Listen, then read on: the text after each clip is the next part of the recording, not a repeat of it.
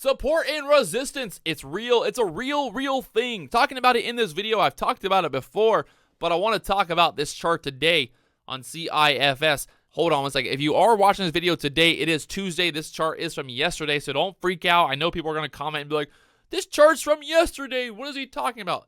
Let's just bear with me, people. Bear with me.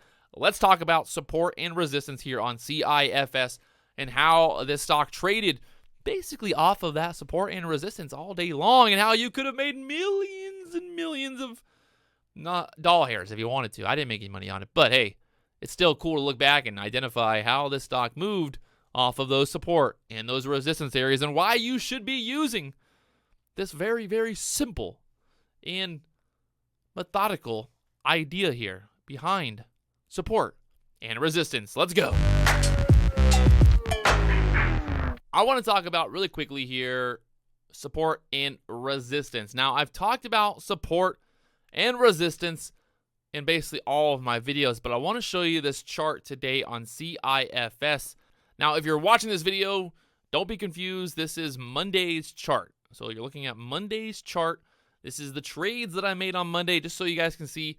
It wasn't like I went out and made more trades and lost more money. Still, I'm down $400 on the day. I drew these support and the resistance lines at 8 o'clock in the morning. I have not been home all day long. If you want, you can go watch yesterday's video and you'll see these support and resistance lines in the video yesterday on Monday. I drew these in the morning, so it's not like I'm changing or not like I'm moving these around. I'm showing you exactly what went down from yesterday. So, like I said, this wasn't here. Obviously, none of this stuff was here before. We were trading in this area. We were trading boom. We were looking for that move, and then it opened, bam, big squeeze. But let's take a look here. You know, how this stock reacted to those support and those resistance areas that I drew at 8 o'clock in the morning. Now, if we go to the 5-minute chart, it might be a little bit easier to see here, so we can zoom in. If we zoom in here, what do we see? All right, so in the morning, I drew this support there. Okay, we got a little bounce, 460 area. We held there, and then, boom, at open, it was squeeze. Look what happened here. It pushed up there, had a little bit of trouble there at 528. You can see a little bit of selling pressure there. It pulled back, and then, boom, up there to $6. Now, obviously, that whole dollar area normally is going to be support, resistance, stuff like that. The whole dollar always kind of reacts with the price in a certain way. But look at this. From $6, it pulls right back down there to where? The low of this candle was $5.25, which is interesting. It's very interesting to see how this pulled back down there to where we had that resistance area at before. Now, take a look at the daily chart here. You can kind of see where I was drawing these lines out. Obviously, we didn't get to $8 or $9, but overall, it was mostly on the 5-minute chart. We were looking for those support and those resistance areas. And that's why I want to stress with you guys, if you're a new day trader, if you're just starting out trading, or if you're a long-time trader, make sure you take a look at the support and those resistance areas.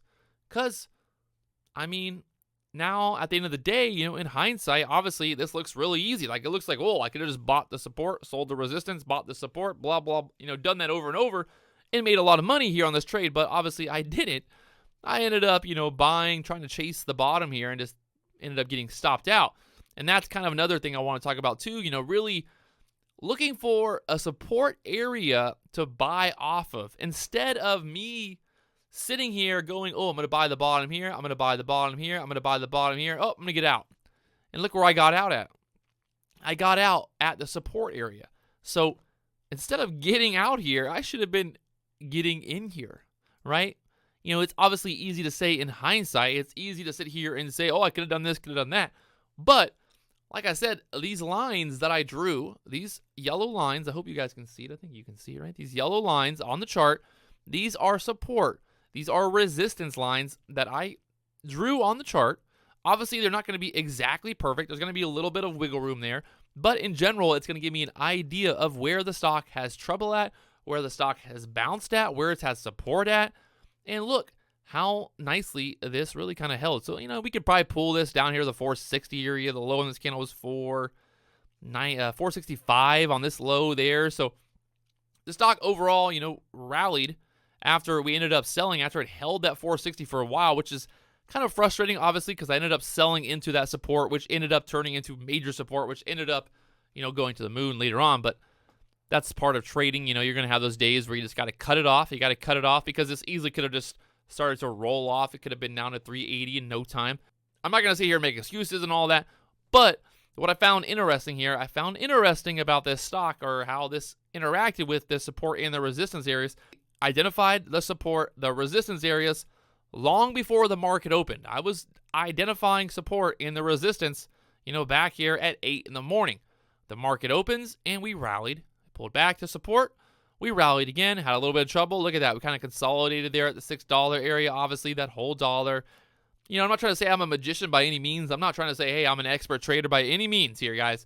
But hopefully this gives people out there that might be on the fence between not using support and resistance. I don't know why you would not use support and resistance in the first place. But, when I first started trading, I really just did not see a lot of value in the idea of support and resistance. Because obviously, when you first start out, you're just thinking about buy, buy, buy. Sell, sell, sell. You're not really thinking about what the stock is going to do or why it's going to interact with certain areas in a certain way and all of that.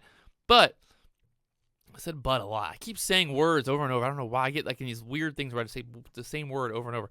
I want you guys to see how these support, these resistance areas held basically throughout the entire day. I identified them at 8 in the morning, and then look, at noon, guess what happened?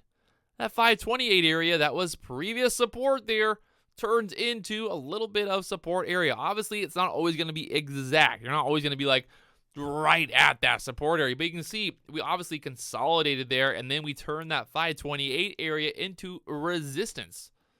So if you're looking to short, you might have had a short opportunity, seeing that it broke through that support and then turned that resistance into support, or support into resistance, however you want to say it. Either way, I like to identify where the stock has bounced at, where it has moved around before. And if you're wondering, how do I find support and resistance? It's very simple. In the morning, what was I looking at? I was looking clearly at the idea the stock got stuck there at the 540 area before. The high in this candle was 540. Kind of was like at the top of these candles. The bodies of these candles was thinking, 530, 528 area being support or being resistance. So then we had trouble again.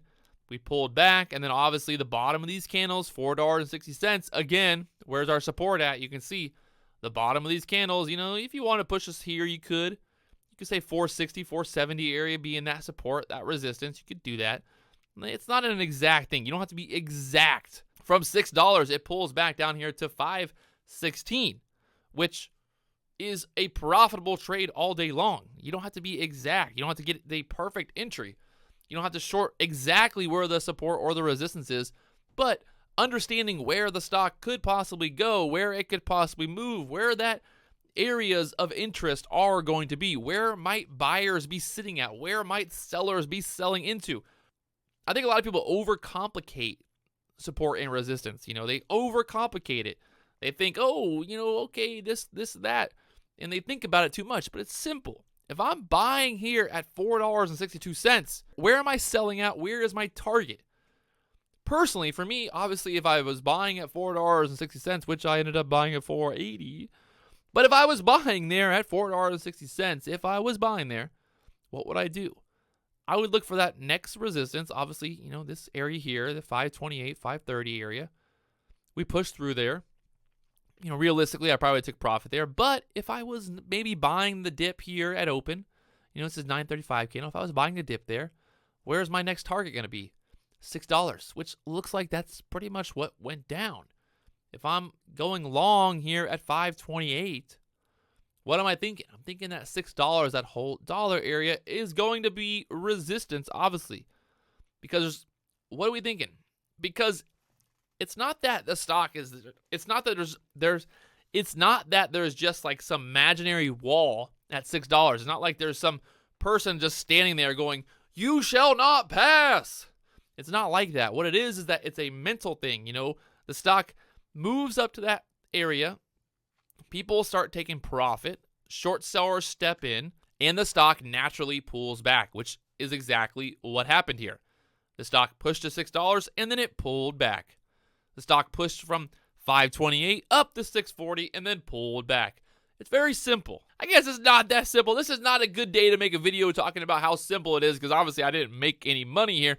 But what we're focusing on is the idea that at 8 o'clock in the morning, I was able to draw the support and the resistance areas.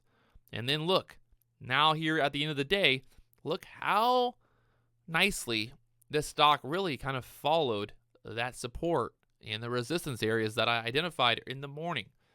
Is it magic? No. Is it a secret? No. Is there a reason that the stock bounces and goes to these areas for a reason? Yes, there's a reason. The reason is that everybody else that's smart, everybody who is trading with a plan, who has an idea what they're doing, is trading off of these areas. And that's why you need to understand why support and resistance is so damn important. And the reason I use the word damn there is because support and resistance is very, very important. It's that simple. I got to stop saying these little things like it's a lot of fun or it's that simple or but. I got to get some new words in my vocabulary. There it is. If you guys haven't already, I don't know what you're waiting for. Let's go ahead and hit that subscribe button. I got a long way to go to 100,000 subscribers, but we're going to get there sooner than later. And you know what they say? It's better to buy the dip than buy at the top. And you don't want to be that guy who finally subscribes at 100,000 subscribers, do you? I mean, maybe you do. I don't know. Whatever it is. I'll talk to you guys later on.